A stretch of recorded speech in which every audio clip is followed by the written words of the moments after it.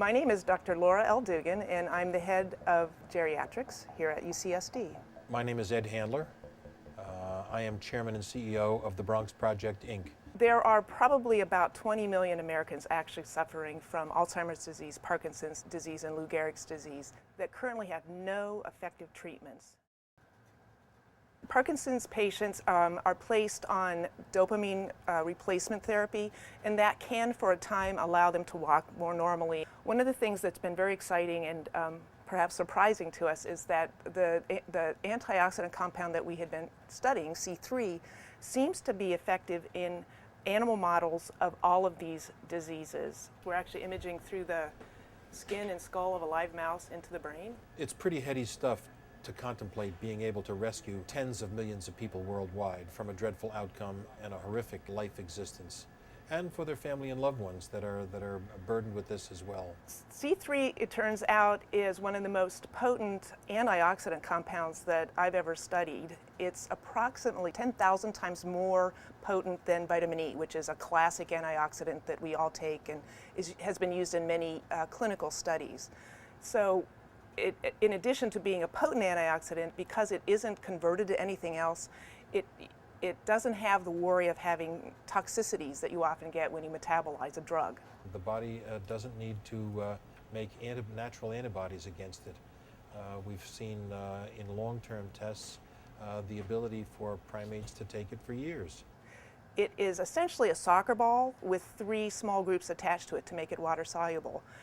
But to our surprise, and this is probably why it's so effective, the chemistry turns out to make it a catalytic compound, and that means that it's not metabolized and it doesn't produce toxic byproducts itself, and then it's cleared from the body intact. To get the amount of C3 we've been giving in our monkey studies, for example, you'd have to probably drink about 100 gallons of pomegranate juice per day to get the same amount of antioxidant effect. No, it's a new technique that we're actually writing up for submission to a journal, and it's never been done before. So it was collaboration between our group and radiology to develop a new approach to this. We noticed that when we were treating animals long term with this compound that we weren't picking up any side effects, and in fact the animals that were receiving C3 for what was equivalent to 2/3 of their lifespan actually were more healthy, had retained cognitive performance. For example, they had better learning and memory, and their strength was improved, and they actually lived about 12% longer than the animals that weren't receiving C3. And we took that to mean that in fact we were not seeing any important or major or any toxic effects. It's not generally normal to see a lack of any toxic effects with a drug.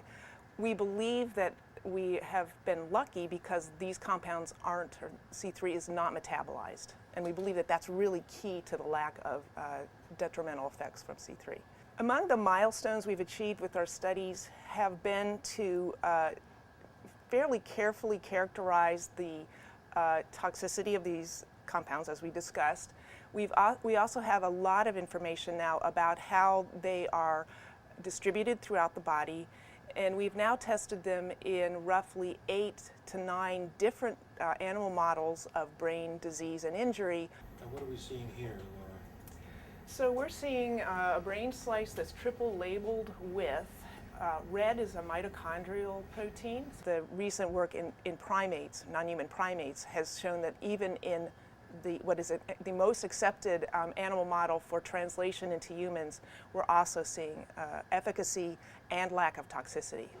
We would like to anticipate the repeat of our previous work in primates to be completed in perhaps 9 months, and at that point, with all her accumulated work, to go to the Food and Drug Administration. I will be thrilled to see the Bronx Project, Inc.